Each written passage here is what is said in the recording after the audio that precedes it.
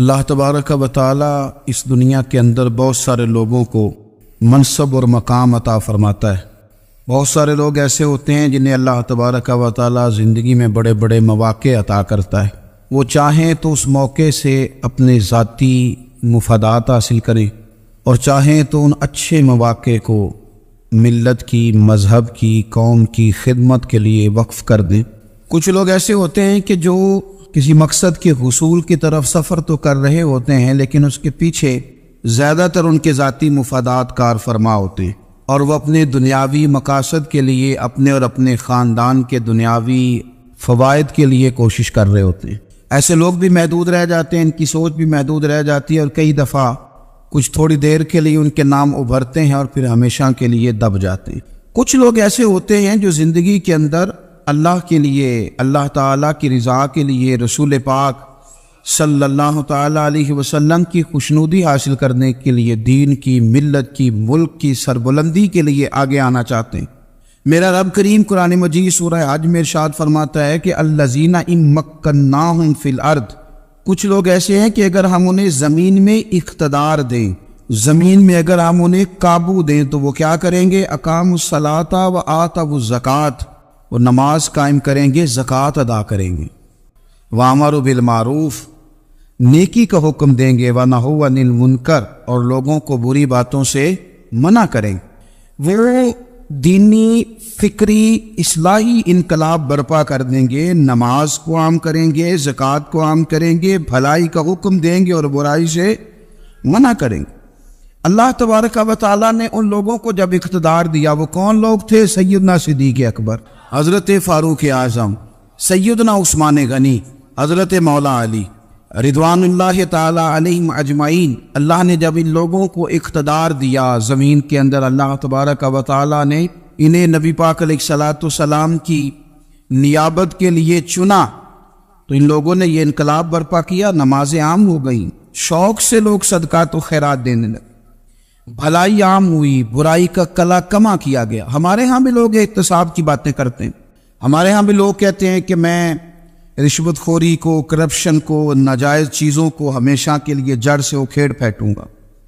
لوگ دوسروں سے مطالبہ کرتے ہیں کہ یہ سارے کام جائز کریں، لیکن خود اس پر عمل کرنے کو تیار نہیں ہوتے۔ یاد رکھ لیں کہ یہ جو احتساب ہے یہ انسان کی اپنی ذات سے شروع ہوتا ہے۔ آپ جب نظام احتساب دنیا کے اندر مستحکم کرنا چاہتے ہیں تو اس میں پھر آپ کو اپنی ذات کو سامنے پیش کرنا پڑے گا۔ آج ہم بات کرنے جا رہے ہیں سیدنا فاروق اعظم رضی اللہ تعالیٰ عنہ۔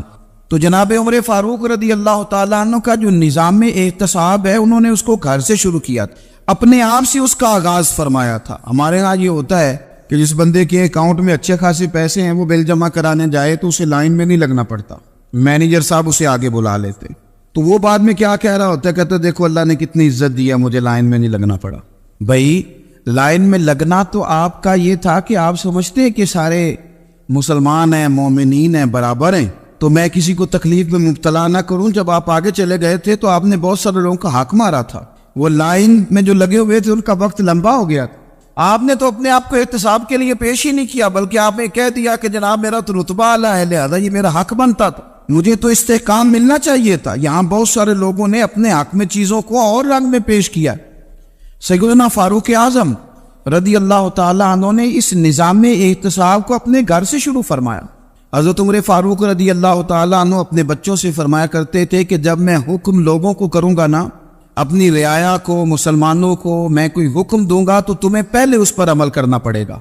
آپ فرمایا کرتے تھے یاد رکھنا لوگ تمہیں اس طرح دیکھیں گے، لوگ اس طرح تمہیں دیکھیں گے جس طرح گوشت کھانے والا پرندہ گوشت کو دیکھا کرتا ہے۔ چیل گوشت کھاتی ہے تو کیا کبھی اس کو پیغام بھیجنا پڑا ہے کہ تو آجا یہاں گائے مر گئی ہے، بھینس مر گئی ہے؟ خود بخود اس کی نظر ہوتی ہے، وہ پہنچ جاتی۔ جناب عمر فرمانے لگے میرے گھر والوں، میرے بیٹوں، میری بیٹیوں، میری اہلیہ، لوگ تمہیں اس طرح دیکھیں گے جس طرح گوشت کھانے والے پرندے دیکھتے ہیں، لہذا میں جب کسی کو عمل کروں تو پہلے تمہیں اس پر عمل کرنا پڑے گا جب میں کسی کو حکم دوں۔ آپ فرمانے لگے یاد رکھنا اگر تم نے میرا حکم نہ مانا تو غیروں نے حکم نہ مانا تو انہیں ایک سزا ملے گی، اور اگر میرے گھر والوں نے نہ مانا تو ڈبل سزا ملے گی، تم پر ڈبل سختی کی جائے گی کہ تم نے میری بات کیوں نہیں مانی۔ یہ نظام احتساب ہے۔ ہم نہ دوسروں کے بچوں کا گلا کاٹ کے اپنے بچوں کی خوشیاں لینا چاہتے ہیں، ہم چاہتے ہیں کہ دوسروں کے بچوں کے حصوں کا مال میرے گھر میں آ جائے، آ جاتا ہے۔ کچھ لوگوں کی سیاست چل جاتی ہے، کچھ لوگوں کا فریب اور فراڈ کام کر جاتا ہے، لیکن وہ گھر روشن نہیں ہوتے۔ ان گھروں میں پیسہ ہوتا ہے پر قرار رخصت ہو جاتا ہے، ان گھروں میں آسانیاں اور وسعتیں تو آ جاتی ہیں لیکن ایک دوسرے کا احترام ختم ہو جاتا ہے۔ سیدنا فاروق اعظم رضی اللہ تعالیٰ عنہ کا یہ طریقہ تھا کہ وہ اپنے بچوں پر سختی کرتے۔ آپ ہمارے ملک میں یہ نظام ہے، موجودہ حکمران ہو یا ان سے پچھلے، بچے سب کے ملک سے باہر رہتے ہیں، یہاں رہتے ہیں تو محلات میں، باہر جاتے ہیں تو بڑی بڑی آسائشوں میں۔ ان کے بچوں کے لیے قانون بھی الگ سے ہیں، قاعدے بھی الگ سے ہیں، اور ہمارے ملک کے اندر تو ایک باقاعدہ پروٹوکول کا سسٹم ہے، اس سسٹم سے گزر کر بڑے بڑے لوگ چلنا پسند کرتے ہیں۔ ہمارے زمانے میں بھی کچھ چیزیں سرکاری ہوتی ہیں خالص، لیکن عجیب نظام ہے نا، ہر چیز کا کرایہ بڑھ جاتا ہے، سرکاری دکان کا نہیں بڑھتا۔ باقی دکانیں 5-6 سال کے لیے ملتی ہیں، سرکاری دکان پہ آپ قبضہ کرنا چاہیں تو پورے 100 سال کے لیے مل جاتی ہے، چونکہ یہ عام عوام کی پراپرٹی ہے تو اس کے ساتھ جو مرضی کو سلوک کرے۔ ایک سرکاری چراگاہ تھی جس کے اندر جانور چرا کرتے تھے، ہمارے یہاں بھی پنجاب میں کچھ جگہیں ہوتی ہیں تو ہم لوگ کہتے ہیں شام لاٹ ہے، سرکاری چراگاہ میں جانور چرا کرتے تھے۔ حضرت عمر فاروق رضی اللہ تعالیٰ عنہ کے صاحبزادے سیدنا عبداللہ ابن عمر رضی اللہ تعالیٰ عنہ نے بھی ایک اونٹ خرید لیا، تو سب لوگوں کے جانور سرکاری چراگاہ میں چرتے تھے، آپ نے بھی اپنا جانور وہاں چرنے کے لیے، کھانے پینے کے لیے چھوڑ دیا۔ وہ جب اونٹ آیا تو پتلا تھا، کچھ دنوں کے بعد وہ فربا ہو گیا، طاقتور ہو گیا، موٹا تازہ ہو گیا۔ حضرت سیدنا عبداللہ ابن عمر رضی اللہ تعالیٰ عنہ نے بیچا تو وہ ڈبل قیمت سے بھی زیادہ کا بکا، کیونکہ پہلے دبلا پتلا تھا، اب موٹا تازہ فربا ہو گیا۔ حضرت سیدنا فاروق اعظم رضی اللہ تعالیٰ عنہ کو پتہ چلا تو بلایا، فرمایا پتر اونٹ بیچ دیا ہے؟ ابا جی بیچ دیا ہے۔ فرمایا کتنے کا خریدا تھا؟ اتنے کا۔ بیچا کتنے کا؟ ڈبل قیمت بتائی۔ فرمایا اس طرح کر کے اصل رکھ لے اور جو اوپر ملی ہے مجھے دے دے۔ حضور آپ نے کیا کرنی ہے؟ فرمایا میں سرکاری خزانے میں جمع کروں گا۔ حضور کیوں؟ فرمایا اس لیے کہ تیرا اونٹ سرکاری جگہ پہ چرا کرتا تھا، وہ گھاس سرکاری جگہ سے کھاتا تھا۔ حضور سب کے کھاتے۔ حضرت عبداللہ ابن عمر کہنے لگے سب کے کھاتے ہیں، آپ فرمانے لگے تو سب میں شامل نہیں ہے، تو امیر المومنین کا بیٹا ہے، تجھے میں یہ حق نہیں دے سکتا، تیرے اوپر تھوڑی سختی زیادہ کی جائے گی، تجھے یہ حق نہیں ملے گا۔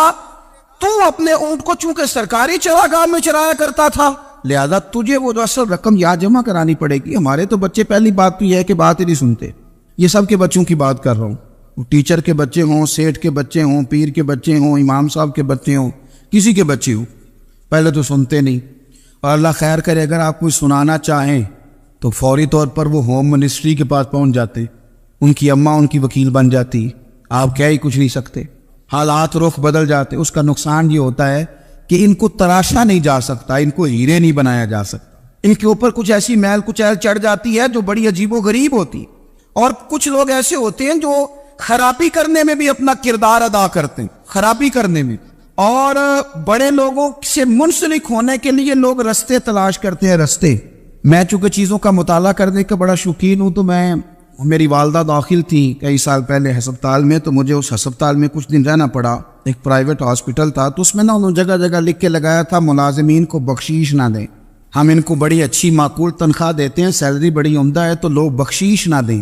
میں نے جو مینجمنٹ کے لوگ تھے ہاسپٹل کے، ان میں سے ایک سے میں نے کہا کہ اگر کوئی بندہ اپنی خوشی سے دینا چاہے تو آپ نے بڑا موٹا لکھ کے لگایا برائے مہربانی ان کو بخشیش نہ دیں۔ اس نے بڑی قیمت، سادہ آدمی تھا پر میری بڑی اس نے مجھے بات بتائی، مجھے نفع ہوا۔ کہنے لگے مولوی صاحب جب کچھ امیر لوگ اسپتال میں مریض لے کے آتے ہیں تو وہ صفائی والے کو پہلے ہی 500 روپیہ دکھا لیتے ہیں آتے ہی، پھر وہ جیسی آواز دیتے ہیں صفائی والے فٹافٹ اندر آتے ہیں، ان کا کمرہ صاف کرتے ہیں۔ تو سارے تو بیچارے اتنے مالدار نہیں ہوتے کہ آتے ہی پہلے کام والے کو 500 دیں۔ پھر نقصان کیا ہوتا ہے کہ یہ جن کی ذمہ داری ہے بہت ساری ڈیوٹیاں کرنے کی، یہ ڈیوٹی نہیں کرتے، یہ پلٹ کے ان کے طرف دیکھتے ہیں جن کے گھر سے سالن صحیح آتا ہے، ادھر ان کی توجہ زیادہ ہو جاتی ہے، جو نوٹ ان کو زیادہ دکھاتے ہیں، جو پھل لے کے آتے ہیں تو آدھا ان کو دیتے ہیں۔ تو ہم یہ کہتے ہیں یہ کام ہی نہ کرو، یہ اپنی تنخواہ پہ کام کریں تاکہ ہر آنے والے کا درد سمجھیں، ہر ایک کو یکساں یہ سروسز فراہم کریں۔ تو ہم یہ کام کرتے ہیں، ہم ایم پی اے کے اور کسی سے ہمارا تعلق نہ بنے تو ہم جناب اس کے ڈرائیور سے ہی تعلق بنا لیتے ہیں، ہم وہ جو آپریٹ کرنے والا ہوتا ہے ٹیلی فون، اسی سے بڑا تعلق بناتے ہیں، اس کو مٹھائی کا ڈبہ جلدی پہنچا دیتے. تو اسی طرح سے بڑے لوگوں کی اولادوں کو بگاڑا جاتا ہے. حضرت عاصم بن عمر رضی اللہ تعالیٰ عنہ، یہ سیدنا فاروق اعظم کے بیٹے تھے، مصر گئے تو لوگوں کو پتا چلا حضرت عمر کے بیٹے آئے. لوگوں نے تحفے دیے، بڑی بڑی چیزیں آپ کو دی. حضرت عمر کا بیٹا ہے، بڑے گفٹ دیے. تو صاحبزادے واپس آئے تو ان کے پاس بڑے تحائف تھے. سیدنا عمر فاروق رضی اللہ تعالیٰ عنہ نے دیکھا تو فرمایا ادھر لانا تحفے. کہا ابا جی لوگوں نے مجھے دیے ہیں. فرمایا تو نے کیوں بتایا تھا کہ میں امیر المومنین کا بیٹا ہوں؟ کہا حضور ان کو ویسے ہی پتا چل گیا. فرمانے لگے پتر یہ تحفے تمہیں اس لیے ملے ہیں کہ تم امیر کے بیٹے ہو، یہ تحفے تمہارا حق نہیں، چونکہ تمہیں اس کرسی کی وجہ سے ملے ہیں اور یہ کرسی مسلمانوں کی ہے، لہذا یہ حق بھی مسلمانوں کا ہی ہے. یہ لا سارے مال غنیمت میں جمع کیے جائیں.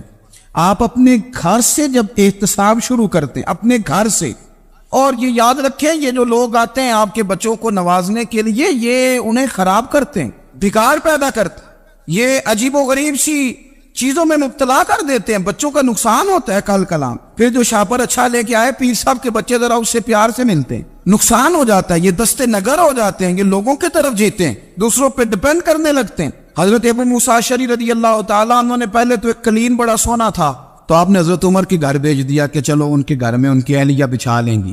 کہیں سے تحفہ آیا. پھر وہ جس کمرے میں مال غنیمت اور خزانہ رکھا جاتا تھا اس کی صفائی کر رہے تھے تو ایک دینار مل گیا.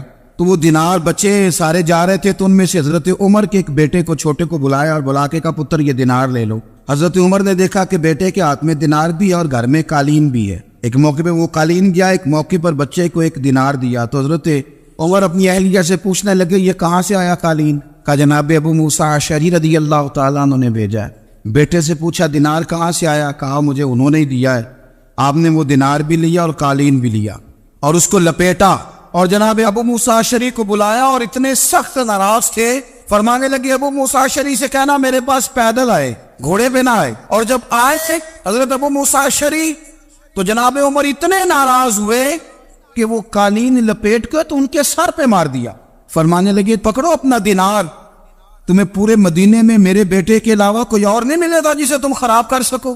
میرا پتر ہی ملا تھا بگاڑنے کی، کس نے اجازت دی تم میرے بیٹے کو دینار دو؟ کیوں لائے تم میرے گھر میں قالین؟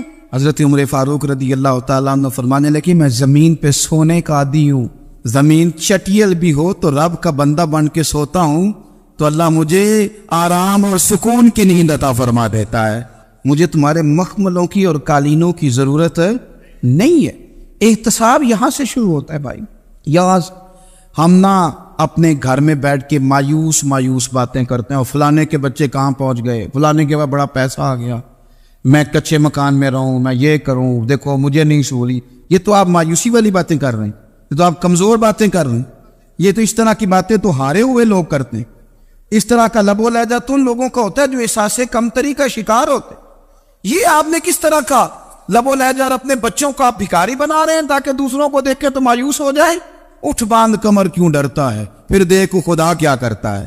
آپ کا جو احساس ہے وہ اتنا خوبصورت ہو، آپ کے لہجے کے اندر اس قدر ٹھہراؤ ہو، آپ کو اطمینان آ چکا ہو، اور آپ کے بچے کبھی بھی کمپیریزن نہ کریں اپنا کسی کے ساتھ، کبھی بھی انہیں کرنے نہ دیں. آپ وہ کبھی یہ بات نہ کریں کہ فلانے زیادہ اچھا کھاتے پیتے ہیں تو ہم کدھر ہے، کرنے نہ دیں.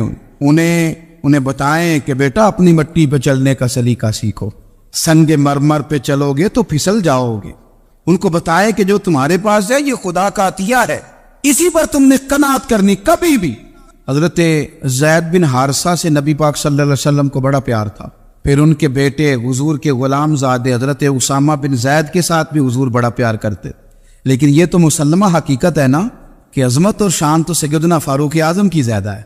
امت کا اتفاق ہے کہ نبیوں کے بعد سب سے بڑا درجہ جناب صدیق اکبر کا، اور پھر اللہ نے مقام عطا کیا حضرت فاروق اعظم کو. یہ بڑے لوگ تھے.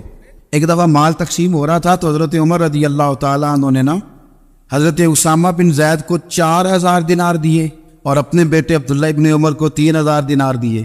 تو حضرت عبداللہ ابن عمر گھر جا کے کہنے لگے ابا جی اسامہ میں وہ کون سی خوبی ہے جو میرے اندر نہیں، اور اسامہ کے باپ میں وہ کون سی خوبی ہے جو آپ کے اندر نہیں. تو حضرت عمر کی عاجزی دیکھیے. حالانکہ بال اتفاق دنیا جانتی ہے کہ جناب عمر فاروق رضی اللہ تعالیٰ عنہ افضل ہیں، پھر بھی پتہ اپنے بیٹے سے کیا کہتے؟ فرماتے ہیں او سن یار، وہ خدمت گزار ہیں نبی پاک کے، وہ بھی حضور کے گھر میں ڈیوٹی کرتے، نوکری کرتے، اور ان کے بیٹے بھی حضور کی نوکری کرتے، یہ خدمت گزار ہیں۔ فرمانے لگے اگر تو نے پوچھ لیا تو سن، پھر میری تو رائے یہ ہے کہ تیرے سے زیادہ اسامہ بن زید حضور کی نظر میں پیارے ہیں، اور اسامہ کا باپ تیرے باپ سے زیادہ نبی پاک کا پیارا ہے۔ کوئی کمپیریزن کرنے نہیں دیا، بچوں کو کسی ایسی جگہ کھڑے ہونے نہیں دیا۔ فرمایا یہ وجہ ہے، یہ انداز ہے کہ تو زیادہ پیارا ہے۔ حضرت عمر فاروق رضی اللہ تعالیٰ عنہ پسند نہیں کرتے تھے، ذرا برابر بھی پسند نہیں کرتے تھے کہ کوئی شخص اور مال آتا تو اپنے رشتہ داروں کو نوازنے سے بچتے۔ مال غنیمت آتا ہے نا، ہمارے ہاں تو اللہ خیر کرے جب کوئی بندہ کونسلر بنتا ہے، چیئرمین بنتا ہے، تو ٹھیکہ کس کو دیتا ہے؟ کوئی چلو بھتیجا مل جائے، کوئی بانجا مل جائے، کوئی چھوٹا بھائی، اسے بھی کام مل جاتا ہے ساتھ۔ نوازنے پہ لوگ آتے ہیں تو وہ تلاش کرتے ہیں کہ کہاں کو میرا ہے، وہ ٹینڈر ہی ان کے نام کے پاس ہوتے ہیں جن کی طرف ذرا نظر کرم زیادہ ہوتی۔ حضرت عمر فاروق مال تقسیم کر رہے تھے تو بیٹی آگے کہنے لگی ابا جی رشتہ داروں کا بھی حق ہوتا ہے، آپ سب کو دیتے ہیں، آپ کے اپنے آپ کے قریب ہی نہیں آتے۔ تو حضرت عمر فاروق نے کیا لفظ کہے، کیا حقیقت ہے، کیا حسن ہے۔ فرمانے لگے پتر یہ مال تیرے باپ کا نہیں، مسلمانوں کا ہے، جب تیرے باپ کا ذاتی مال ہوگا تو اپنے رشتہ داروں کو دے گا، یہ مسلمانوں کا مال ہے، یہ اسی حساب سے تقسیم ہوگا جو عدل کا حساب ہے، جو ترازو ٹھیک ہے۔ فرمایا تو مجھے یہ مشورہ نہ دے، یہ مسلمانوں کا مال۔ یہاں سے نظام میں احتساب شروع ہوتا ہے، یہاں سے انسان آگے بڑھتا ہے، اور پھر کوئی تکلف نہیں کسی پر حضرت عمر کا، کوئی چھوٹا ہے یا بڑا ہے۔ حضرت ابو سفیان رضی اللہ تعالیٰ عنہ سردار رہ چکے ہیں مکے کے، بڑے آدمی، لیکن نظام میں احتساب میں کوئی چھوٹا بڑا نہیں ہوتا۔ حضرت عمر فاروق مکہ مکرمہ گئے تو لوگوں نے کہا حضور جناب ابو سفیان نے نا گلی میں پتھر رکھے اور بہت سارے لوگوں کو رستوں میں تکلیف ہو رہی ہے، تو حضرت ابو سفیان رضی اللہ تعالیٰ عنہ سے بھی لوگ کہہ دیتے تو وہ بھی اٹھا دیتے، لیکن لوگوں نے چونکہ وہ سردار تھے، بڑے تھے، تو لوگوں نے ان سے کہا نہیں۔ حضرت عمر جب آئے تو کہا تو جناب عمر نے پرواہ نہیں کی، خود آئے جناب ابو سفیان سے کہا یہ پتھر آپ نے رکھے؟ کہا حضور ہاں۔ فرمایا یہ بھی اٹھائیے، یہ بھی اٹھائیے، یہ بھی اٹھائیے۔ جب وہ اٹھا رہے تھے تو حضرت عمر کہہ رہے تھے شکر نہیں اللہ کا کہ عمر کہہ رہے ہیں اور ابو سفیان مانتے جا رہے ہیں، شکر نہیں۔ یہ نظام احتساب ہے کہ بڑا ہو یا چھوٹا ہو، اس کو یہ حق حاصل نہیں ہے کہ مسلمانوں کو وہ کسی تکلیف میں کسی بھی صورت میں مبتلا کرے، کہیں بھی کسی جگہ بھی، اس کو یہ والی اجازت نہیں۔ حضرت سیدنا عمر فاروق رضی اللہ تعالیٰ عنہ۔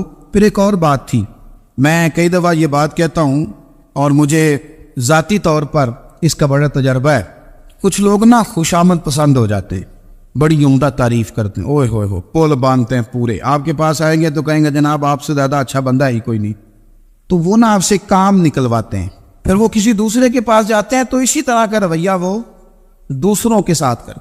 یہ عام لوگوں میں بھی مرض ہوتا ہے، عام لوگوں میں۔ اور بادشاہ وہ بندہ اگر، پھر تو اس کا دل کرتا ہے میں اگر بادشاہ سلامت ہوں تو دو چار بندے دیہڑی پہ رکھ لوں پر میری تعریف ضرور کریں۔ پابندی ہوتی ہے، لوگ یہ کام بڑے شوق سے کرتے ہیں۔ اور شیخ سعدی فرمایا کرتے تھے لکڑی کو گھن کھا جاتی ہے اور بڑے لوگوں کو خوشامد کھا جاتی ہے خوشامد۔ حضرت عمر فاروق رضی اللہ تعالیٰ عنہ اس معاملے میں بھی بڑے مضبوط تھے۔ ویسے مجھے اور آپ کو اچھا کون لگتا ہے؟ ہماری غلطیاں بتانے والا؟ ہمارے ایسا فرمایا کرتے تھے اپنے دشمنوں کی باتوں پر بھی غور رکھو، تمہارے دشمن تمہیں نکھار دیتے ہیں، تمہارے اندر جو کوتاہیاں ہوتی ہیں وہ تمہیں پتہ چل جاتی ہیں کہ یہاں میری اصلاح ہو رہی، ان پر غور کرو وہ کیا کہتے۔ حضرت عمر فاروق کی تعریف کی ایک بندے نے، کمال تعریف کی، وہ اس کا خیال تھا کہ رزلٹ بڑا شاندار آئے گا، بادشاہ کی تعریف ہوتی تھی تو پھر تھیلی جاتی تھی اشرفیوں کی، کمال رزلٹ آئے گا۔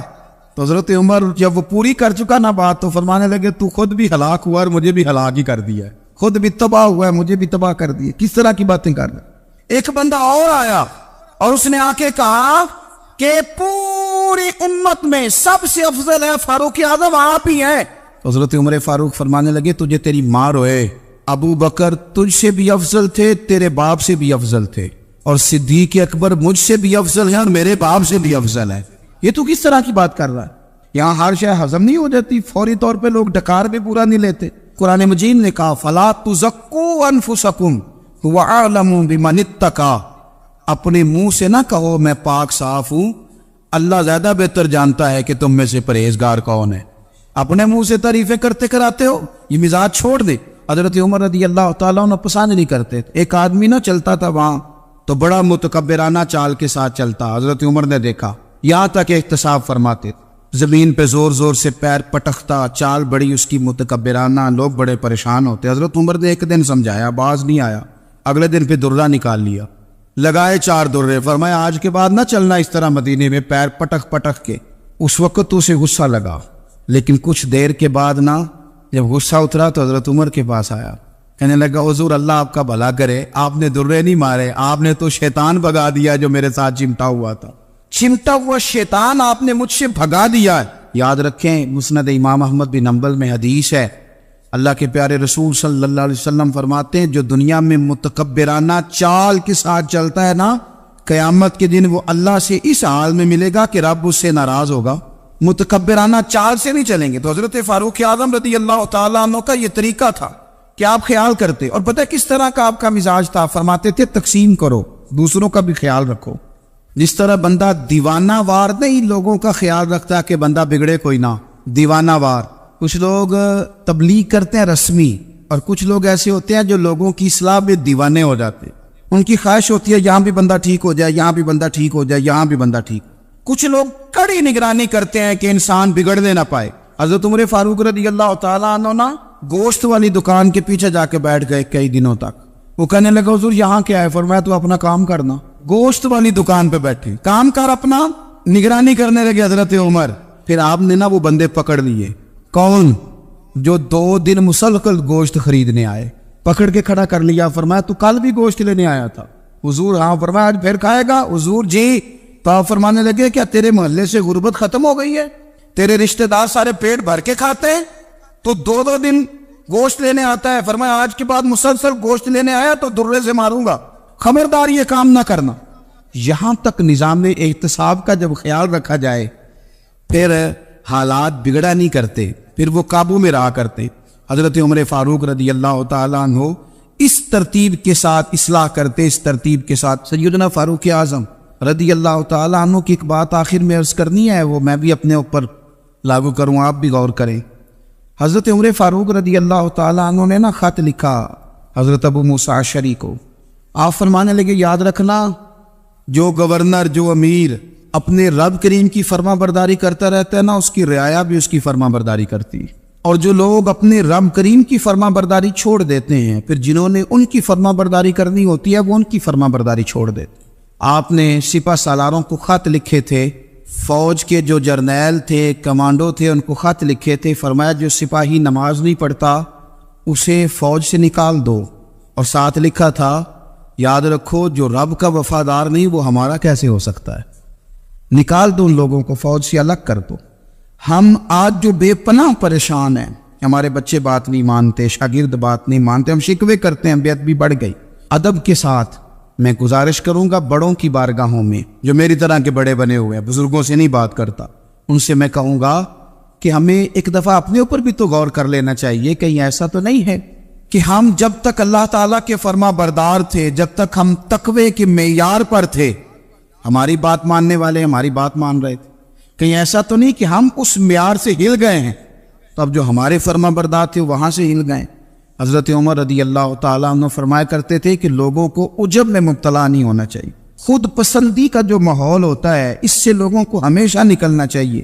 حضرت عمر کے ایک صاحبزادے نے کنگھی کر لی، اچھا لباس پہن لیا تو درہ مارا جناب عمر نے، تو آپ کی بیٹی کہنے لگی ابا یہ تو بالکل جائز ہے، اچھے کپڑے پہننا، اچھا لباس پہننا اور سر میں کنگھی کر لینا، اس پر درہ کیوں مار دیا؟ تو آپ فرمانے لگے بیٹا یہ خود پسندی میں مبتلا ہونے لگا تھا، یہ اپنے آپ کو بہت بھلا سمجھنے لگا تھا، اس کا خیال تھا کہ میں ہی ہوں، میرے علاوہ کوئی نہیں، یہ اس مقام پہ جا رہا تھا جہاں اس کی تربیت رک جاتی، اس لیے درہ مارا ہے۔ ایک دفعہ حکومتی معاملات کے اندر آپ کی اہلیہ نے مشورہ دینا چاہا، بڑے کام بیویاں نہیں کرتی، بڑے بڑے معاملات میں مداخلت نہیں کرتی۔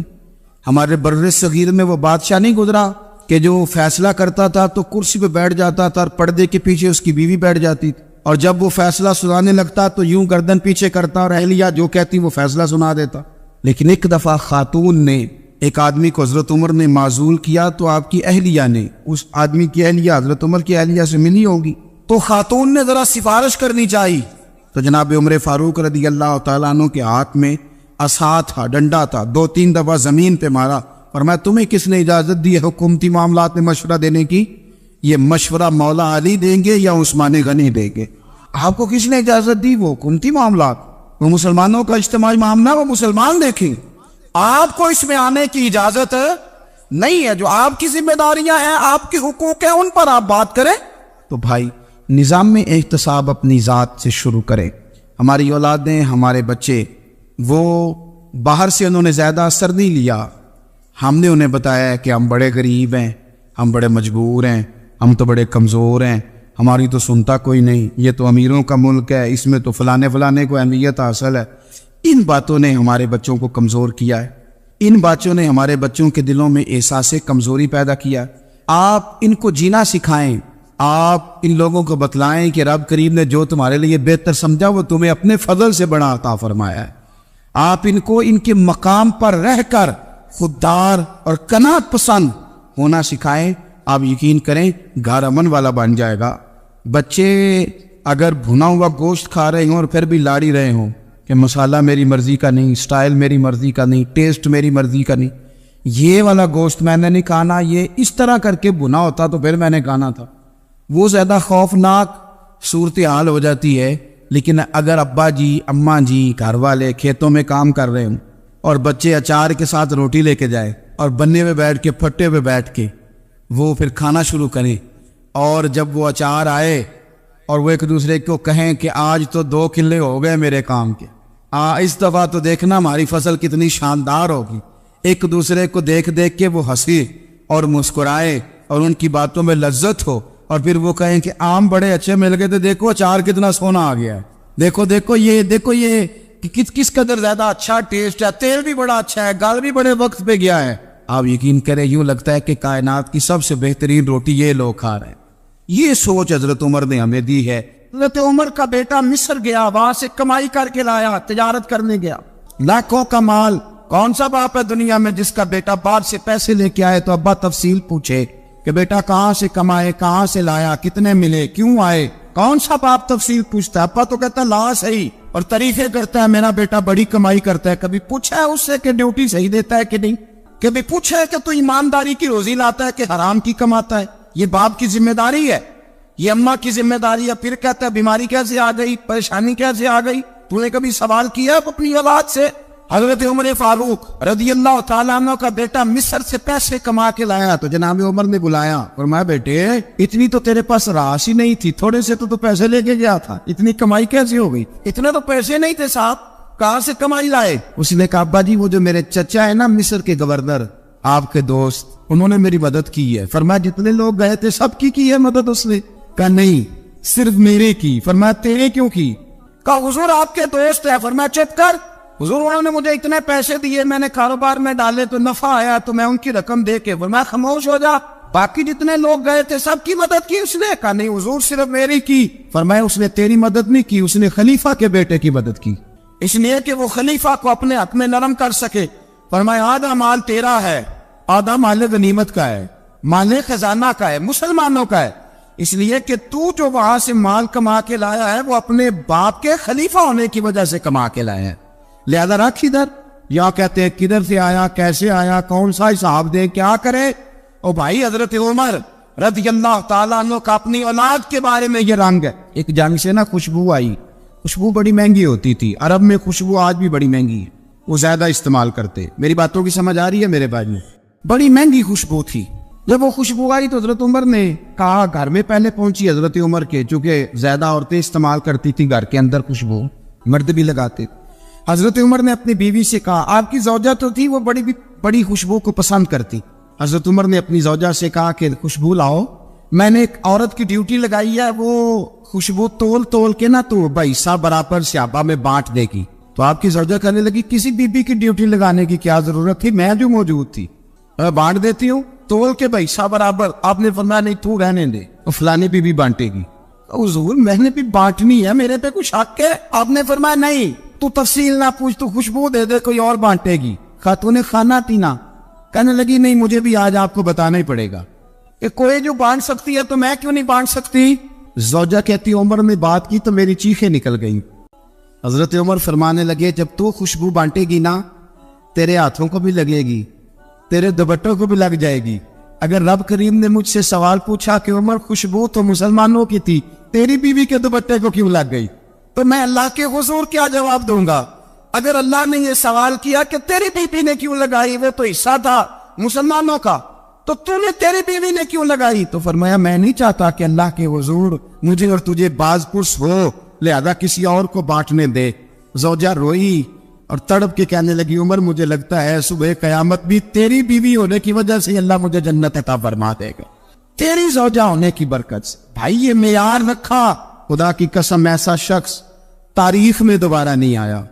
اتنا بڑا آدمی، اتنا بڑا شخص، اتنا بڑا آدمی، اور پھر رنگ یہ ہے کہ عمر 22 لاکھ مربع میل کا حکمران، اور کھجور کے درخت کے نیچے مٹی کا ڈیلا لے کے سو گئے ہیں، پرواہ کوئی نہیں، کوئی مسئلہ ہی نہیں۔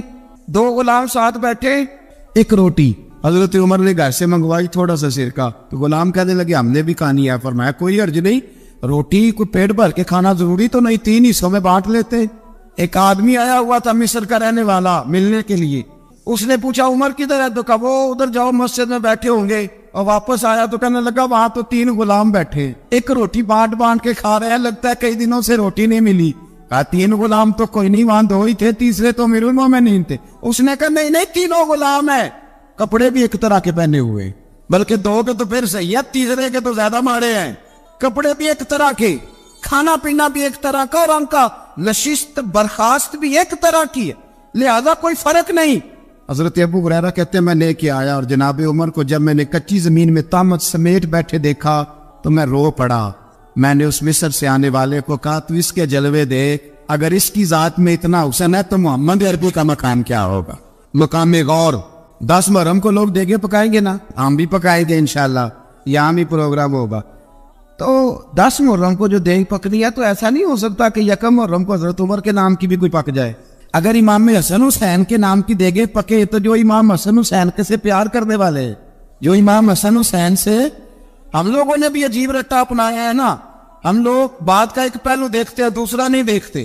حضرت امام حسن اور حسین کو بھی نبی پاک نے شہید کہا، اور جناب عمر کو بھی رسول اللہ نے خود شہید فرمایا، فرمایا شہید ہے، خود فرمایا اپنی زبان سے کہ یہ شہید ہے، خود میرا عمر شہید ہے، تو ان کے نام کی دیگ نہیں پکنی چاہیے، اس طرف نہیں ہماری توجہ ہونی چاہیے۔ اور اہل بیت نبوی، یہ بات میں پہلے بھی کرتا ہوں، آج پھر کرنا ضروری سمجھتا ہوں، اہل بیت کا پیار سن لو کان کھول کے، اہل بیت کا پیار اگر ہمیں کسی نے سکھایا ہے تو سیدنا عمر فاروق نے سکھایا ہے۔ اہل بیت نبوت کی محبت اگر کسی نے سکھائی ہے تو کس نے سکھائی ہے؟ بول کے بتائیے، حضرت عمر نے۔ اہل بیت کا پیار ہمیں حضرت عمر نے بول کر کے سکھایا ہے۔ بھائی یاد رکھے، کسی کی طاقت نہیں تھی دم مارنے کی حضرت عمر کے سامنے، طاقت ہی نہیں تھی، کیسر و کسرا کانپ جاتے تھے، جرأت ہی نہیں کرتے تھے حضرت عمر۔ ہمارے تو تعلقات بڑے ہیں نا غیروں سے۔ حضرت ابو موسیٰ اشعری رضی اللہ تعالیٰ عنہ فرماتے ہیں میرا منشی عیسائی تھا، وہ کاتب کہتے تھے وہ لوگ، میرا حساب کتاب عیسائی تھا، تو فرماتے ایک دن میں نے وہ سارا حساب کتاب لین دین کے حضرت عمر کو دکھائے تو فرمانے لگے جس میں لکھے ہیں اس کو بلاؤ۔ کہنے لگے ضرور مسجد نہیں آ سکتا۔ کیوں نہیں آ سکتا؟ کہنے لگے وہ عیسائی ہے۔ کہتے حضرت عمر جلال میں آ گئے۔ آپ فرمانے لگے جنہیں رب دور کرتا ہے تم کیوں قریب کرتے ہو؟ جنہیں اللہ دور کرتا ہے۔ فرمایا تم غیروں کو اگر عہدے دو گے تو اپنوں کا کیا بنے گا؟ اگر تم غیروں کو عہدے دو گے تو اپنوں کا۔ ہم نے غیروں کو عہدے دیے تو دیکھا نا اپنے کس طرح کاٹے جا رہے ہیں۔ غیروں کو جو عہدے دے دیے، جرانے سارے غیروں سے روز دعویٰ ہوتا ہے چین ہمارا سجن ہے، چین ہمارا دوست ہے۔ او بھائی دوست ہے تو اس سے کہو نا کہ برما تو تمہاری ایک چھوٹی سی ریاست ہے، چین کے بغیر تو وہ سانس بھی نہیں لے سکتا، اس کو کہو نا اس حکومت پہ دباؤ ڈالے۔ لیکن ہم لوگوں نے غیروں کو عہدے دیے تو اپنے پس گئے۔ حضرت عمر کہتے تھے ذمہ کا ہم ادب کریں گے، ذمہ کافر کا ہم، ایسا کافر جو مسلمان ریاست کو قبول کرے، بدامنی نہ پھیلائے۔ ایک آدمی کو آپ نے دیکھا آنکھوں سے نابینا ہے اور بھیک مانگ رہا ہے، تو حضرت عمر کو نظر آ گیا، فرمایا کون ہو؟ اس نے کہا میں یہودی ہوں۔ فرمایا بھیک کیوں مانگتی ہو؟ کہا جب تک تندرست تھا مسلمانوں کو جزیہ دیتا تھا، بوڑھا ہو گیا ہوں کیا کروں؟ حضرت عمر نے گھوڑے کی پشت پہ بٹھایا، کافر کو گھوڑے کی پشت پہ بٹھایا اور بٹھا کے مدینے لائے. حضرت علی شیر خدا وزیر خزانہ تھے. فرمایا علی اس کا وظیفہ جاری کرو. کہا یہ کون ہے؟ فرمایا یہ یہودی ہے لیکن یہ ہمیں جزیہ دیتا رہا, بوڑھا ہو گیا بیچارہ, بھیک مانگنے پہ مجبور ہے, ہماری حکومت کے اندر رہتا ہے, اس کا پورا وظیفہ جتنا خرچہ اتنا وظیفہ لگاؤ. حضرت علی کہتے ہیں میں وظیفہ لگا رہا تھا اور وہ میرے نبی کا کلمہ پڑھ رہا تھا, وہ رسول اللہ کا کلمہ پڑھ رہا تھا. یہ مزاج یہ نہیں کہ کافر. حضرت عمر نے گورنروں کو خط لکھے تھے کہ زبردستی کسی کو مسلمان نہیں کرنا, جہاں ان کی عبادت گاہیں بنی ہو تو گرانی نہیں, کوئی مندر کوئی گرجا ضائع نہیں کرنا. اسلام سب کو جینے کا موقع دیتا ہے, پر بے ایمانو ظالمو بدذاتو تمہیں یہ کہتا ہے کہ ہم تمہیں جینے کا موقع دیتے, تم بھی مسلمانوں کو جینے کا موقع دو. امام حسن ملنے, آپ یقین کریں میں جب اس واقعہ کو پڑھتا ہوں تو میرا دل جھوم جاتا ہے. میں کہتا ہوں یار ڈاٹا ہونا اپنی جگہ پہ, عشق ہونا اپنی جگہ پہ, انسان کا باوقار ہونا اپنی جگہ. جہاں کھڑے ہونا تھا وہاں یہ کھڑے ہوتے تھے, اور جہاں جھکنا تھا وہاں یہ. ان لوگوں میں اقبال نے کہا تھا تیری نگاہ ناز سے دونوں مراد پا گئے, عقلِ غیاب و جستجو عشق حضور و اس طرح. جہاں اگر آیا ہے سامنے کیسر و کسرا تو عمر جیسا دلیر کوئی نہیں, اگر سامنے آیا ایران کا بادشاہ تو عمر جیسا تگڑا کوئی نہیں, اگر آیا ہے سامنے غسان کا بادشاہ تو عمر جیسا عادل کوئی نہیں. لیکن اگر علی کا بیٹا آیا ہے, اگر فاطمہ کے لال پارے آئے ہیں, تو پھر فاروق اعظم سے جیسا محب کوئی نہیں, پھر ان سے جیسا پیار کرنے والا کوئی نہیں. اندر بیٹھے ہیں جناب عمر, اندر تنہائی میں کچھ وزیروں سے گفتگو ہو رہی ہے, میٹنگیں جاری ہے. آپ کے بیٹے ملنے آئے جناب عبداللہ ابن عمر, ابا جی ملنے میں, بات ٹھہرو بات کر رہا ہوں, کوئی نہ اندر آئے. صاحبزادہ باہر کھڑا ہے. تھوڑی دیر گزری تو امام حسن بھی آ گئے. کون آئے؟ آپ کو عجب ملے گا امام صاحب کا نام لینے سے, وہ سردار ہے جنتیوں. حسن تیری نسل پاک میں ہے بچہ نور کا, تو ہے نور تیرا سب کرانا. امام حسن آئے تو حضرت عبداللہ ابن عمر کو دروازے پہ کھڑے دیکھا. امیر المومنین کہاں ہے؟ کہنے لگے حضرت عمر کے بیٹے. کہنے لگے وہ اندر بیٹھے, کچھ میٹنگ ہو رہی ہے اور انہوں نے کہا کوئی اندر نہ آئے, لیکن آپ جانا چاہے تو چلے جائیں. تو انہوں نے کہا جب آپ باہر کھڑے ہیں تو مجھے کوئی اتنا ضروری کام نہیں, اور ابھی زور کی نماز تھوڑی دیر میں ہوگی, میں مسجد میں مل لوں گا امیر المومنین سے. یہ بات کہہ کے امام حسن چلے گئے. یار اتنی بڑی بات نہیں تھی, اور میرے استادوں کا بیٹا بھی آئے تو کہا ٹھیک ہے جی وہ سوئے ہوئے, تو کوئی غرض نہیں یار میں ٹھہر کے آ جاؤں گا, کوئی بڑی بات نہیں تھی. دیکھا جائے تو بڑی بات نہیں تھی, پر بات بہت بڑی تھی, اس لیے کہ یہ خالی حسن نہیں, یہ حسن ابن علی ہے, یہ حضرت فاطمہ کے لخت جگر. حضرت عمر باہر نکلے, عبداللہ ابن عمر سے پوچھا کوئی آیا تو نہیں؟ تو کہا حضور امام حسن آئے تھے. تو کہا پھر شہزادے کو اندر کیوں نہیں بھیجا؟ کہا میں نے کہا تھا. وہ کہنے لگے اگر امیر المومنین مصروف ہیں تو میں ظہر میں مل لوں گا. حضرت عمر رونے لگے. فرمایا بیٹے تو نے اچھا نہیں کیا. پھر مسجد نہیں گئے, سیدھے امام حسن کے دروازے دستک دی. امام حسن باہر آئے. کہا شہزادے آئے تھے تو ملے کیوں نہیں؟ تو امام حسن کہنے لگے حضور آپ کا اپنا بیٹا دروازے پہ کھڑا تھا, اور منع بھی کیا تھا آپ نے, تو میں زور میں مل لیتا. حضرت امام حسن فرماتے جوش جذبات میں جناب عمر نے سر سے پگڑی اتار دی. جوش جذبات کہنے لگے حسن میرے بیٹے کا اور آپ کا کیا مقابلہ؟ کیا اس کی ماں کا نام فاطمہ الزہرا ہے؟ کیا اس کی نانی کا نام خدیجہ کبریٰ ہے؟ کیا اس کے نانے کا نام محمد مصطفیٰ ہے؟ آپ کا اور اس کا کیا مقابلہ؟ پھر رو پڑے اور کہنے لگے بیٹے میں مکے کے صحراؤں میں اونٹ چرایا کرتا تھا, یہ جو میرے سر پر عزت کے بال ہیں یہ تیرے نانے کے اگائے ہوئے. میں مکے کے خبردار شہزادے خبردار. او بھائی اہل بیت نبوت کے ادب کا رنگ اگر سکھایا ہے تو سیدنا عمر نے سکھایا ہے. حضرت عمر فاروق اتھارٹی ہے, اسلام کی اتھارٹی. یکم محرم حضرت عمر کی شہادت ہے. یہودی بول اٹھا, کافر بول اٹھا. اگر 6 مہینے عمر دنیا میں اور رہتے تو دنیا میں کوئی کافر موجود نہ ہوتا. 6 مہینے. اور جب اس بطل جلیل کا جنازہ اٹھا, اللہ بخاری پڑھیے نا, اللہ مرزقنا شہادت فی سبیلک, اللہ بسترے کی موت نہ دینا, شہادت کی دینا. عمر شہید ہوئے, مسجد نبوی میں نماز پڑھاتے, اور جب جنازہ اٹھا تو مدینے کا پھر پیچھے جو دلیر بچے وہ مولا علی تھے. جناب عمر کا جنازہ اٹھا تو سب سے پہلی آئے جو نکلی وہ حضرت علی کی زبان سے نکلی, اور حضرت ساری داڑھی افسوس سے بھر گئی. لوگوں نے کہا کہ علی کیا ہوا؟ فرمانے لگے تم دیکھ نہیں رہے جنازہ کس کا اٹھا ہے؟ پلٹ کے دیکھو تو صحیح، پتہ نہیں ہے کون گیا ہے۔ کہ حضور کیا ہوا؟ آپ فرمانے لگے عمر اس طرح کے کام کر کے گیا ہے، اب ان کے رستوں پہ کون چلے گا؟ کون اس کے جگر راہ وفا میں نقش ایسے چھوڑ آیا ہوں، میں جس منزل سے گزرا ہوں وہ اب تک یاد کرتی ہے۔ حضرت علی حضرت عمر کے جنازے پہ کھڑے ہو کے کہتے ہیں اللہ مجھے اس طرح کے عمل کرنے کی توفیق دے جس طرح کے عمر کر کے گیا۔ میرے بھائی قتل عزیز، قتل حریت حضرت عمر رضی اللہ تعالیٰ عنہ جو اپنی زندگی انقلاب والی گزار کے گئے۔ عمر جب دنیا سے گئے تو 80 دینار کا قرضہ تھا، 22 لاکھ مربع میل کا حکمران، اور اپنے بیٹے سے کہنے لگے بیٹے کوشش کرنا تیرے خاندان والے مل کے میرا قرضہ اتار دے، میری قبر پہ بوجھ نہ رہے، اور اگر خاندان والے مدد نہ کریں تو میرے دوستوں سے بات کرنا، وہ مدد نہ کرے تو پھر علی سے بات کرنا۔ ان کا پیار آپس میں اتنا، اور تو اختلاف ثابت کر رہا۔ 80 دینار کا قرضہ چھوڑ کر حضرت عمر دنیا سے گئے، اور جاتی دفعہ کہہ گئے میرے بعد میرے بچوں کو حکومت کے مشورے میں بھی شامل نہ کرنا، حکومت کے مشورے میں بھی میری اولاد شامل نہ ہو۔ اتنا بڑا شخص اتنا بڑا رنگ دے کے یکم محرم کو جب عمر فاروق کا وصال ہوا تو بیٹے سے کہنے لگی اماں عائشہ سے جا کے کہو میرا بھی نبی پاک کے روزے میں دفن ہونے کو دل کرتا ہے۔ ایک قبر کی جگہ ہے اماں جی نے اپنے لیے رکھی ہے، بخاری یا بخاری۔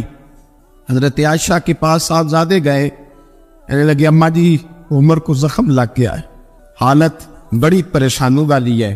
وہ کہتے ہیں اگر اماں اجازت دے۔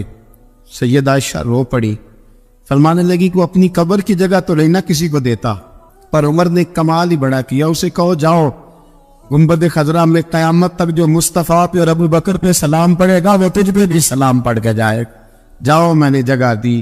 حضرت عمر فاروق رضی اللہ تعالیٰ عنہ مدینے کی گلی سے گزر رہے ہیں، امیر المومنین ہے، مدینے کی گلی سے گزر رہے ہیں، ایک گھر کے اندر سے بچیوں کے رونے کی آواز آئی، بچیاں رو رہی ہیں، اور بچی اپنی ماں سے کیا کہتی ہے؟ کہتی اماں ابو بکر تو اب انتقال کر گئے، حضرت عمر کا پہلے دن ہے خلافت کا، اب ہمارا کیا بنے گا؟ ابو بکر تو وصال کر گئے۔ حضرت عمر فاروق رضی اللہ تعالیٰ عنہ نے رونے کی آواز سنی، دروازے پہ دستک دی، کہا بیٹو کیا بات ہے؟ تو بچیاں کہنے لگی عمر ہمارے ابا جی ہماری 10-15 بکریاں ہیں، تو ہمارے والد صاحب ان کا دودھ دھو کے بیچا کرتے تھے، گزارا ہو جاتا تھا۔ جس دن ابا جی فوت ہوئے تو اس دن سے لے کر ابو بکر صدیق روز عصر کے بعد آیا کرتے تھے، ہماری بکریوں کا دودھ دھو کے دیتے تھے، کچھ ہم پیتی تھی کچھ بیچ لیتی تھی، گزارا چلتا تھا۔ جس دن ابو بکر صدیق خلیفہ بنے تو ہم نے جا کے کہا ابو بکر اب کون دودھ دھوئے گا؟ تو سیدنا صدیق اکبر رضی اللہ تعالیٰ عنہ نے فرمایا بیٹے پہلے تو میں مرضی سے خدمت کرتا تھا، اب تو مصطفیٰ کی امت کی نوکری میری ڈیوٹی بن گئی ہے، تو میں آؤں گا۔ بچیاں رو رہی ہیں، حضرت عمر کو بتاتی ہے، کہتی ہیں ابو بکر چلے گئے ہیں تو ہم پریشان ہیں، یتیم ہیں، لاوارث ہیں، بھائی کوئی نہیں، کون آئے گا، کون دیکھ بھال کرے گا؟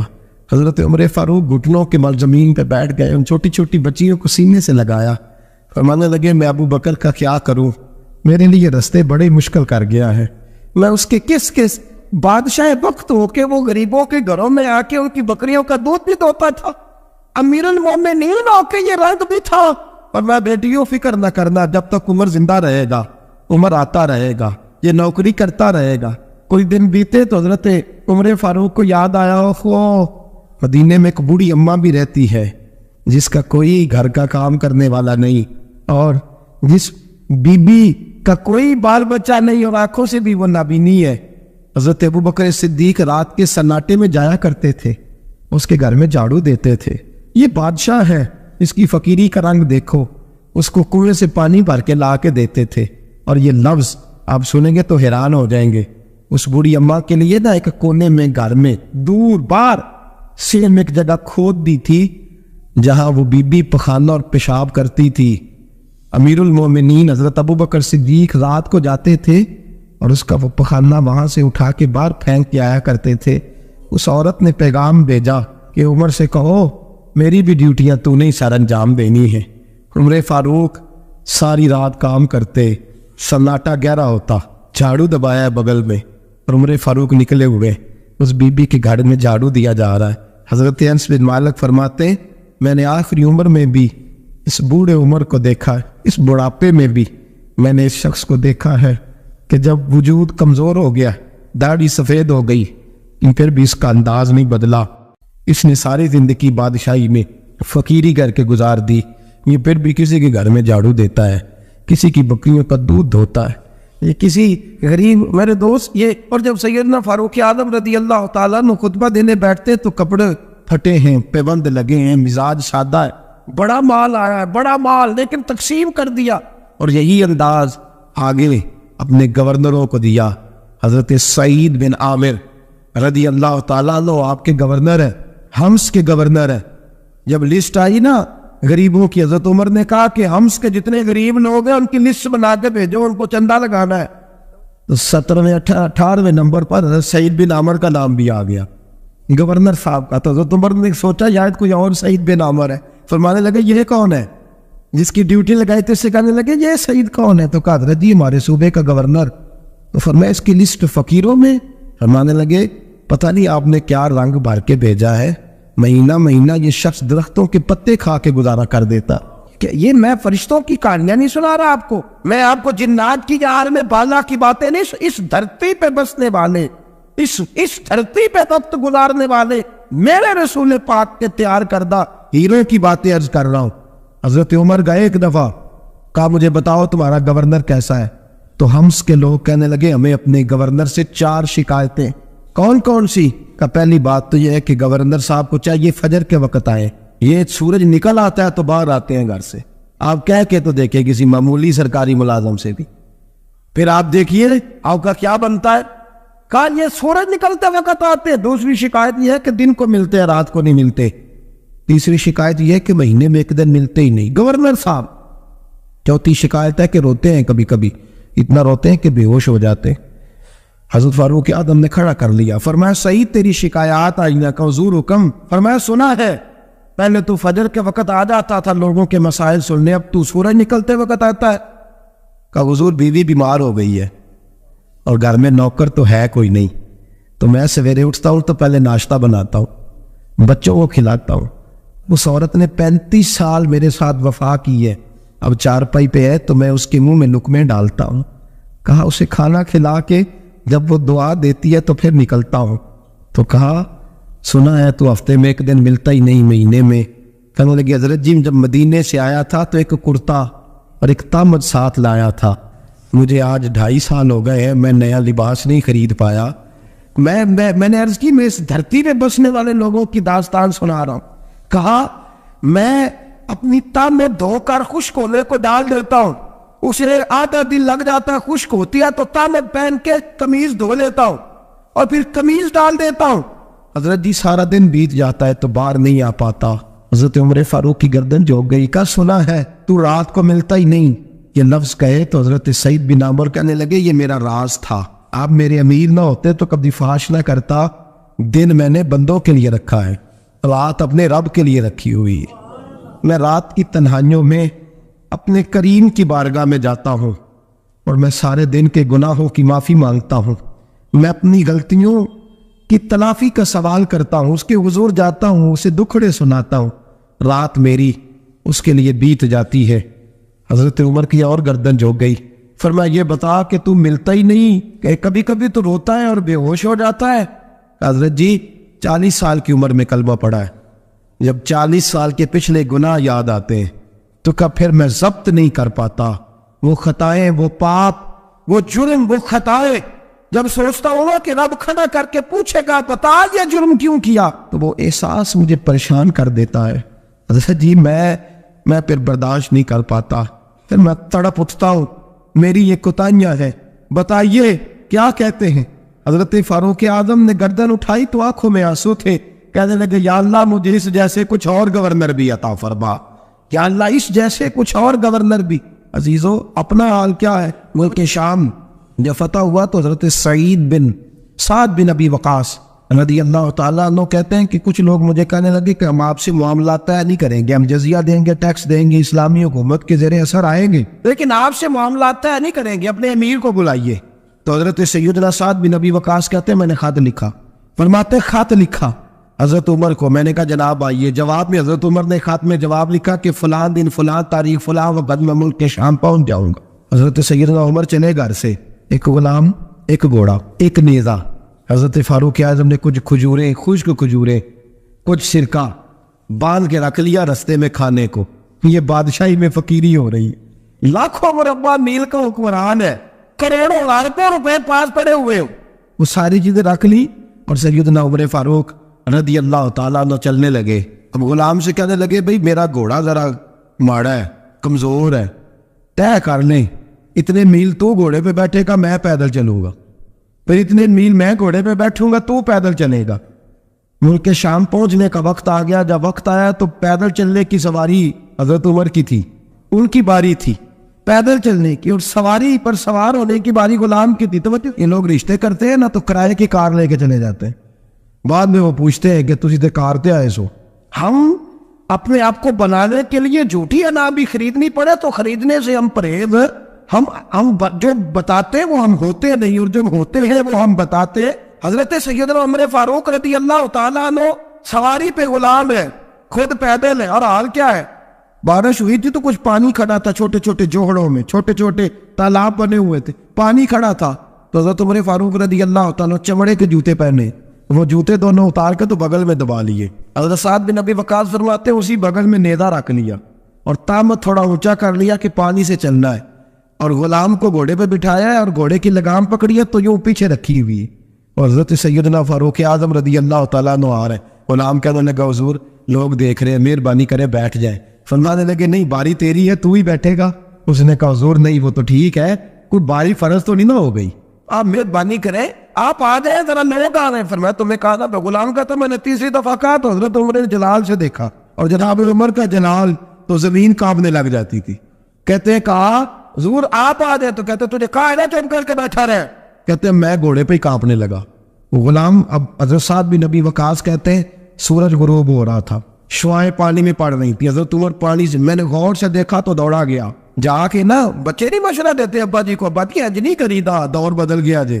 کہتے میں دوڑا گیا اور جا کر کے حضرت سیدنا عمر فاروق کو کہا حضور مہربانی کریں، ٹھیک ہے آپ کی درویشی سے کون آگاہ نہیں، وزیر کھڑے ہیں، سفیر کھڑے ہیں، بڑے بڑے عمرا، بڑے بڑے ملکوں کے حکمران ہیں، آپ مہربانی کریں یہ تام ذرا نیچا کریں، اور جوتا پہن لیں، اگر خراب ہو گیا تو اللہ میرا بھی دے دے گا، اور مہربانی کریں ذرا غلام کو کہیں نیچے آ جائے.